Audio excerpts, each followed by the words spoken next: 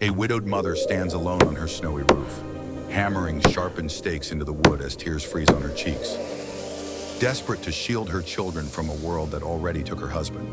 They call her mad, but when an exiled Comanche warrior rides in from the frozen plains, carrying secrets about her husband's death, everything changes.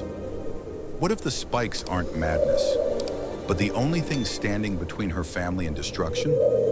This is a story of survival, buried truths, and forgiveness that has left millions in tears. Stick around till the end. You won't believe how it all ends. Hit subscribe now, drop a like, and tell me in the comments, where are you watching from? Let's dive in. The wind cut across Willow Creek like a knife, carrying the first sharp bite of winter in 1884. Sarah Stone climbed the ladder with deliberate steps, each rung creaking under her boots, the cold seeping through the leather. In her gloved hands, she carried another sharpened stake. Pine, cut fresh from the ridge behind the cabin, its point honed until it gleamed like a bayonet. She drove it into the roof with 3 hard swings of the mallet, the sound ringing out over the frozen ground, sharp and final. From the porch below, little Ellie watched, clutching her doll against her coat. "Mama, why do they have to be so pointy?" she asked, voice small against the wind. Sarah paused, hammer raised, and looked down at her daughter. "Because the world out here doesn't ask permission before it tries to take what's yours." She drove the stake home and moved to the next spot, measuring with her eye the angle that would catch and split the wind instead of letting it hammer the shingles loose. The roof already bristled with a dozen others, a jagged crown against the gray sky. Neighbors passing on the main road slowed their wagons, stared, and whispered. She felt their eyes like heat on the back of her neck, but she didn't look up. Let them talk. They hadn't buried a husband who took 3 bullets so his family could keep breathing. Inside the cabin, 6-year-old Tommy fed kindling into the stove, the flames throwing shadows across walls still scarred by James's tools. Planes, chisels, the big crosscut saw he'd used to build this place board by board. Sarah had kept every tool exactly where he left it, as though moving one might erase the last trace of his hands. She stepped down from the roof, boots thudding on the porch planks, and wiped sweat from her forehead despite the chill. Her breath came in white plumes. Sheriff Harlan rode up just as she reached the door, his horse snorting steam. He tipped his hat, but the gesture carried no warmth. "Mrs. Stone, folks are starting to complain again. Say, those things on your roof look like a damn porcupine gone mad.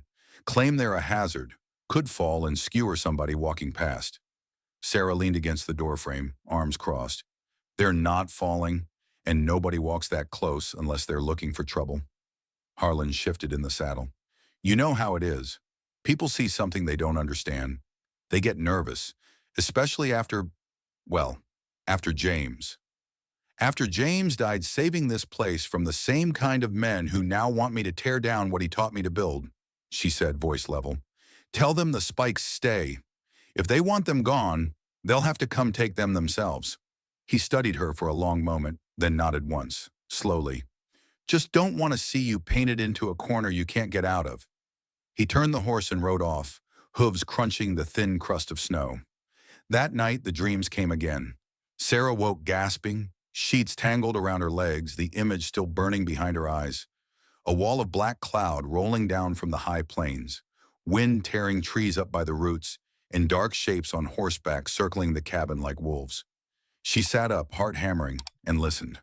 Outside, the wind rattled the stakes, making them sing a low metallic note, almost a warning.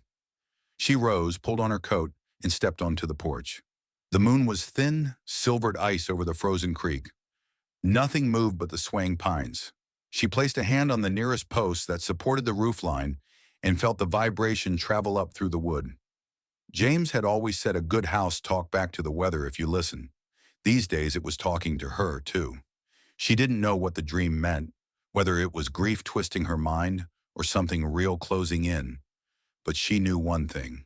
Whatever came, the cabin would meet it point first. Back inside, she banked the fire and returned to bed. But sleep stayed distant.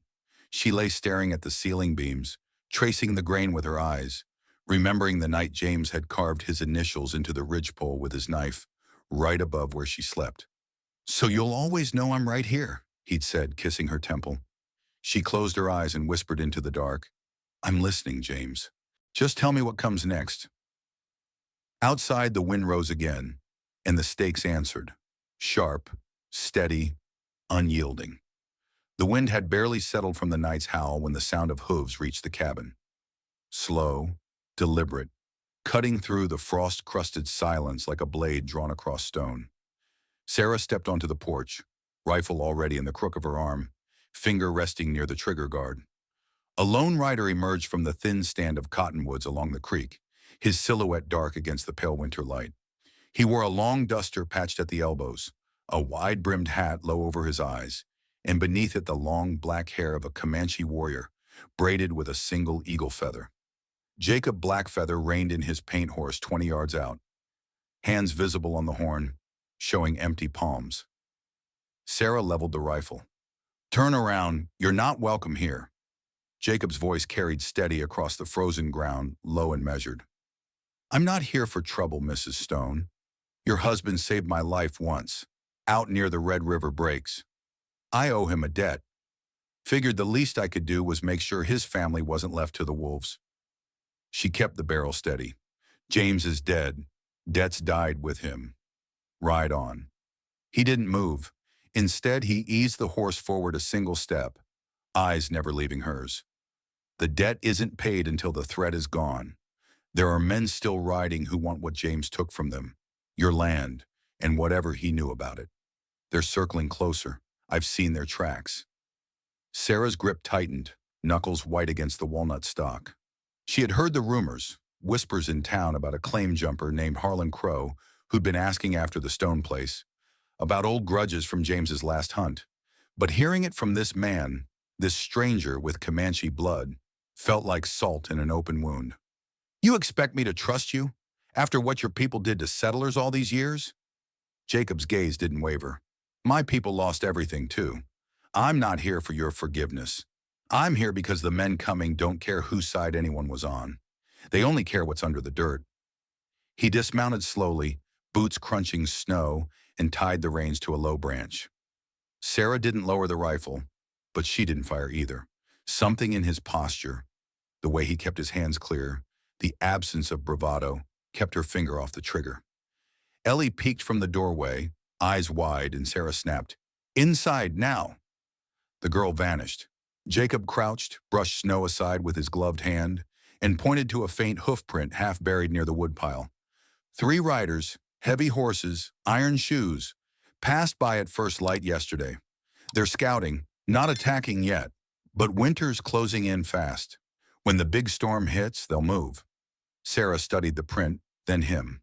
"Why tell me? What's in it for you?" "Nothing," he said simply, "except squaring what I owe James. He could have let me bleed out that day. He didn't." She lowered the rifle an inch. "Stay off my land. If I see you again without invitation, I won't ask questions." Jacob nodded once, mounted, and turned the horse. But before he rode off, he spoke over his shoulder. "The spikes on your roof. They'll break the wind, maybe save the shingles, but they won't stop bullets. When the time comes, you'll need more than wood." He disappeared back into the trees, leaving only the echo of hooves and the faint scent of wood smoke on the wind. That afternoon, Sarah worked the roof again, adding 2 more stakes, her mallet strikes harder than necessary. The rhythm kept her mind from chasing Jacob's words, but they chased her anyway. She kept glancing toward the cottonwoods, half expecting to see him watching. By dusk, she spotted him again, not close but visible, setting up a small camp on the far bank of the creek, out of rifle range but within sight. A thin thread of smoke rose from his fire. He didn't approach, didn't wave. He simply existed there, a dark shape against the snow. Night fell cold and clear. Sarah sat by the stove with the children, telling them stories of James's hunts to keep their minds off the wind that rattled the stakes overhead. Tommy asked why the Indian was camping so close. "He's just passing through," she lied, hating how easily the words came. Later, when the house was quiet, she stepped outside with a lantern. The moon silvered the snow, and across the creek, Jacob's fire glowed low and steady. He sat cross-legged, sharpening a knife with slow strokes. Their eyes met for a long second. Neither spoke. Sarah turned back inside, but she left the rifle by the door, loaded. The next morning, she found a freshly killed rabbit hanging from the porch post, gutted and clean, with no tracks leading to or from it. She stared at it a long time before taking it inside to skin. When she looked across the creek again, Jacob's camp was gone. Tent packed, fire cold. But a single set of hoof prints led away toward the high ridge. He hadn't left. He had simply moved to higher ground, where he could watch the approaches. Sarah cooked the rabbit that evening, the smell filling the cabin for the first time in weeks. She didn't thank him. She didn't need to. The gesture was clear enough. He was still paying the debt, one quiet act at a time. And somewhere out on the plains, the wind began to build again, low at first, then rising, carrying the promise of something larger than snow. The wind that had been building all week finally broke loose at dawn, driving snow sideways across the plains in stinging sheets that turned the world white and featureless. Sarah woke to the howl rattling the stakes overhead, the cabin creaking like an old ship in heavy seas. She dressed quickly, fed the stove, and stepped outside to check the roof. Every spike still locked in place, holding firm while the wind tried to tear it apart. Across the frozen creek, Jacob's new camp was a low mound of canvas and snow, smoke whipping from the vent like a gray flag of defiance. He emerged as she watched, axe in hand, splitting wood with steady swings that echoed across the distance. She turned back inside, but the sight of him stayed with her, silent, persistent, a reminder that the debt he claimed wasn't paid yet. By midday, the storm eased enough for her to cross the yard and check the woodpile. There, half buried under fresh powder, lay another gift, a small canvas sack of jerked venison and a folded scrap of paper. She unfolded it with numb fingers, scrawled in charcoal, "Tracks from the ridge, 3 riders, same iron shoes. They're waiting for the big blow. Stay sharp." Sarah crumpled the note and shoved it into her pocket, anger mixing with something colder, recognition that he was right. She glanced toward his camp again. He stood motionless now, watching her, hat brim low. She didn't wave. She simply walked back inside and bolted the door. That afternoon, while the children napped, Sarah descended into the root cellar beneath the cabin floor. The trap door hadn't been opened since James died. Dust lay thick on the rungs. She lit a lantern and lowered herself down, the air damp and smelling of earth and old leather. Against the far wall sat James's old sea chest, iron-bound, padlocked. She had never touched the key he kept hidden in the ridgepole notch, but today she reached up, found it, and turned the lock with a click that sounded too loud in the confined space. Inside lay folded maps, cartridge boxes, and a thin packet of letters tied with twine. One envelope was addressed to her in James's careful hand, dated 3 days before he died. She broke the seal and read by lantern light, "Sarah, if anything happens to me, don't trust the men who come asking about the claim. Crow's behind it. He paid the raiders to hit us that night. There are gold traces in the creek bed, enough to draw trouble. Keep the kids safe. I love you." Her breath caught. The words blurred as tears hit the page. James hadn't died in a random robbery. He'd been murdered for land that hid a vein no bigger than a whisper, but valuable enough to kill over. She sat on the cold dirt floor, lantern flickering, and let the weight settle. The spikes on the roof weren't just for wind anymore. They were the only barrier left between her family and the men who'd already taken everything once. She climbed out, replaced the trapdoor, and hid the letters under a loose floorboard in the main room. The storm had picked up again, wind screaming through the stakes like a chorus of warnings. She fed the children supper, venison from Jacob's gift, and told them stories of James tracking elk through blizzards, keeping her voice steady even as her mind raced. When they slept, she sat by the window with the rifle across her lap and watched the darkness beyond the glass. Around midnight, a knock came. 3 soft taps, deliberate. Sarah rose, cocked the hammer, and cracked the door an inch. Jacob stood on the porch, snow crusting his shoulders, face half shadowed by the lantern glow. "I saw lights in the cellar window," he said quietly. "You found something." She stared at him through the gap. "How long have you known?" "Long enough to know James didn't die by chance. I was there the day he scouted the creek, saw the color in the pan. He made me swear not to speak of it, said it would bring trouble to his door. Sarah's grip on the door tightened. And now it's here anyway. Jacob nodded once. The storm's only the cover. They'll come when the wind's loudest. 3 days from now, maybe less. We need to be ready. Barricade the windows, dig a shallow trench around the perimeter to slow horses, cache extra ammunition where the kids can reach it if we fall.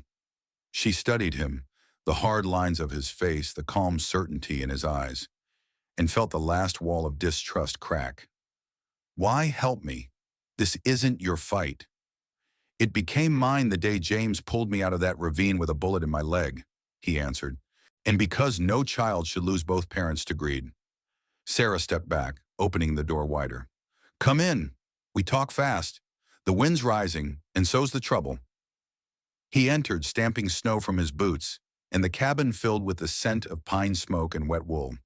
They sat at the table, lantern low and planned, quiet voices against the storm's roar.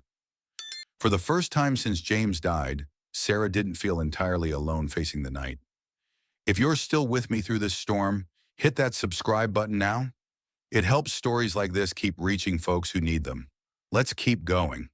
The storm arrived like a freight train derailed across the plains, wind screaming through the cottonwoods and driving snow so thick it erased the horizon within minutes. Sarah and Jacob had worked through the day before it hit, nailing boards over windows, stacking sandbags against the door, and caching rifles and ammunition in the root cellar where the children could reach them if needed. Now night had fallen early, black and howling, the stakes on the roof vibrating like tuning forks as the gale tried to rip them free. Inside, the lantern flame danced wildly, throwing jagged shadows across the walls while Ellie and Tommy huddled under blankets near the stove, eyes wide but trusting. Sarah stood at the shuttered window, peering through a narrow slit she'd left open, rifle barrel resting on the sill. Jacob crouched beside her, bow already strung, quiver at his hip. The wind masked everything, hoofbeats, voices, the creak of leather, but Jacob's head tilted suddenly, listening past the roar. They're here, he whispered, coming from the east ridge. 3, maybe 4. She nodded, heart steady despite the thunder in her chest. Let them try the roof. They'll learn what the spikes are for. Minutes stretched into an eternity of waiting. Then a muffled thud sounded overhead. Boots on shingles followed by a sharp curse as the first man found the points. A body slid, scraping, and hit the snow below with a wet crunch. Shouts erupted outside, angry and confused, but the wind swallowed most of them. Another climber tried, slower this time, testing each step. Sarah tracked the movement through the slit, finger on the trigger. When his silhouette appeared at the eaves, she fired once, clean through the shoulder. He pitched backward, vanishing into the white. The attack shifted ground. Horses snorted and stamped as riders circled the cabin, firing blindly into the walls. Bullets punched through the boards, splintering wood, but the sandbags held. Jacob loosed an arrow through the same slit. A horse screamed and reared, throwing its rider into the drifts. Sarah reloaded, calm now, the rhythm of the fight settling into her bones like second nature. They're testing us, she said, trying to draw us out. Jacob knocked another shaft. They'll rush soon. When they do, we hold the door together. The moment came without warning, a sudden silence as the wind dropped for a heartbeat, then the thunder of hooves charging straight at the front wall. 3 riders burst from the storm, torches flaring despite the snow, flames licking hungrily. The lead man, Harlan Crow himself, face scarred and furious, yelled something lost in the gale and hurled his torch toward the porch. It struck the boards and caught fire, spreading fast along the dry timber. Sarah kicked the door open, stepped into the wind, and fired twice, dropping one rider from the saddle. Crow wheeled his horse, pistol raised, but Jacob was already moving, arrow flying true. It struck Crow's wrist. The gun spun away into the snow. The third man turned tail, horse bolting back into the white, but Crow stayed, dismounting, drawing a knife with his good hand. You think wood and arrows will save you? He snarled, advancing through the flames, licking the porch. James took what was mine. Now I take it back. Sarah met him on the burning boards, rifle empty now, pulling James's old Bowie from her belt. James died for this place. You'll die for nothing. They closed, steel flashing in the firelight. Crow lunged. She parried, blade scraping along his forearm. He was bigger and stronger, but rage made him sloppy. She ducked under his swing, drove her shoulder into his gut, and sent him staggering back toward the flames. Jacob appeared at her side, knife drawn. But before he could strike, Crow recovered and slashed wildly, catching Jacob across the ribs. Blood bloomed dark on his shirt. He grunted, dropped to one knee. Sarah spun, knife raised, but Crow was faster now. Desperate. He tackled her, driving them both toward the edge of the porch. The fire roared higher, heat searing her face. She felt the boards give beneath them, heard the children scream from inside. Crow pinned her arm, knife at her throat. "End of the line, widow." In that frozen instant, Jacob surged up, wounded but unstoppable, and drove his shoulder into Crow's back. The three of them crashed through the burning railing, tumbling into the snow below. Sarah rolled free, knife lost, scrambling for purchase. Crow rose first, blood streaming from his face, and raised his boot to stomp her skull. A single rifle shot cracked from the cabin doorway. Ellie, small hands shaking on the stock of the spare Winchester, Sarah had left loaded. The bullet struck Crow in the thigh. He staggered, howling, then collapsed into the drifts. The wind roared back full force, snuffing the porch fire in a hiss of steam and smoke. Sarah crawled to Jacob, pressing her hands to his side where blood soaked through. He gripped her wrist, eyes steady. "Finish it," he rasped. "The kids. Get them safe." She looked up. Crow lay groaning in the snow, clutching his leg. The other raiders gone or dead. The storm still raged, but the immediate threat had broken. Sarah dragged herself upright, pulled Jacob toward the cabin door, and called the children out. Together they hauled him inside, barred the door again, and pressed cloth to his wound while the wind howled on, carrying the last echoes of battle away into the night. The storm broke at first light, wind dropping to a low moan as the sky bled pale gray through thinning clouds. Snow lay drifted high against the cabin walls, but the stakes on the roof stood unbroken, dark silhouettes against the dawn. Inside, the air smelled of gunpowder, wet wool, and blood-soaked bandages.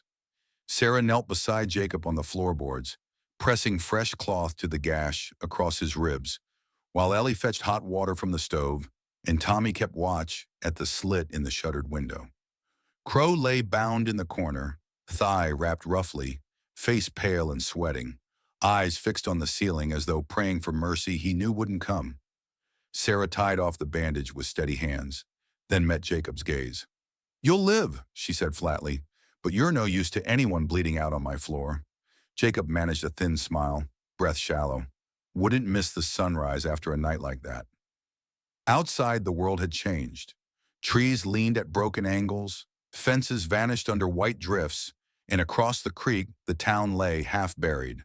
Roofs caved, chimneys toppled, smoke rising thin from the few houses still standing. Sarah stepped onto the porch, boots crunching through the crust, and surveyed the damage to her own place. Porch rails charred black but intact, one window shutter hanging loose. Nothing the stakes hadn't shielded from the worst of the gale.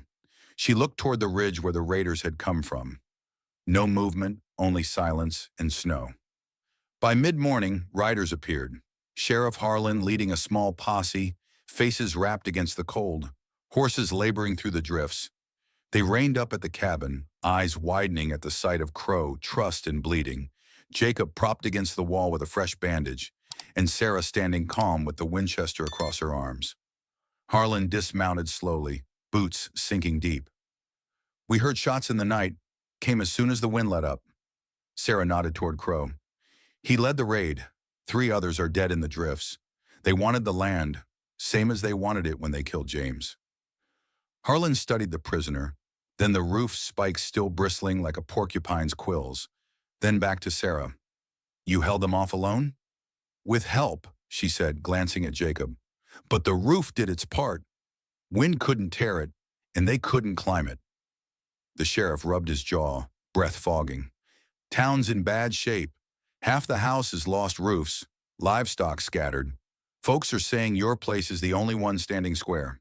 Those spikes, they broke the wind as you planned." Sarah didn't smile. "James planned it. I just finished what he started. Harlan turned to Crow, who glared back but said nothing. We'll take him in.